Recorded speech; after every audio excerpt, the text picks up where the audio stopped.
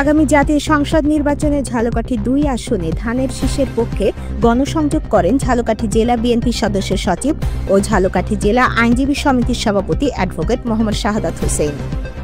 ঝালকাঠি থেকে মোল্লা শাওনের তথ্য চিত্রে বিস্তারিত।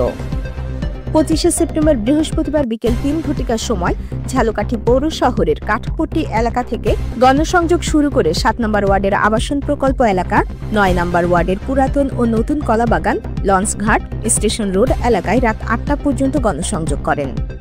জনসাধারণকে বিএনপির ভারপ্রাপ্ত চেয়ারম্যান তারেক রহমান ঘোষিত ৩১ দফা নিয়ে জনমত তৈরিতে কথা বলেন। তিনি আগামী নির্বাচনের ন্যায় ও সাম্য ভিত্তিক উন্নত বাংলাদেশ গড়তে ধানের শীষের পক্ষে থাকার আহ্বান জানান।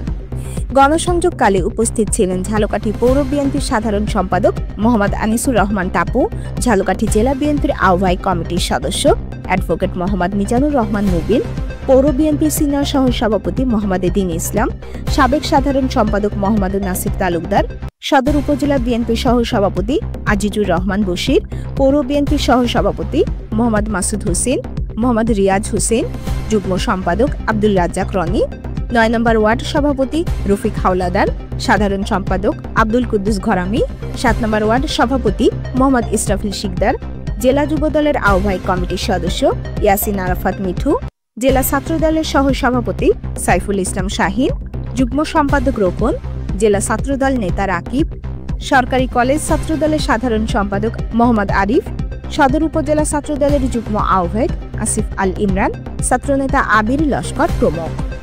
গণসংযোগ কর্মসূচি চলাকালে আবাসন প্রকল্প এলাকায় সনাতন ধর্মাবলম্বীদের মন্দির পরিদর্শন করেন এবং আসন্ন দুর্গা উৎসব নির্বিঘ্নে উদযাপন করতে মন্দির কমিটির নেতৃবৃন্দ ও সনাতনী জনসাধারণের সাথে মত বিনিময় করেন। তিনি দুর্গা উৎসব শান্তময় ও উৎসবমুখর পরিবেশে অনুষ্ঠিত করতে সকল প্রকার সহযোগিতা করার আশ্বাস দেন এবং তার ব্যক্তিগত তহবিল থেকে পূজা উদযাপনে শুভেচ্ছা অনুদান প্রদান করেন।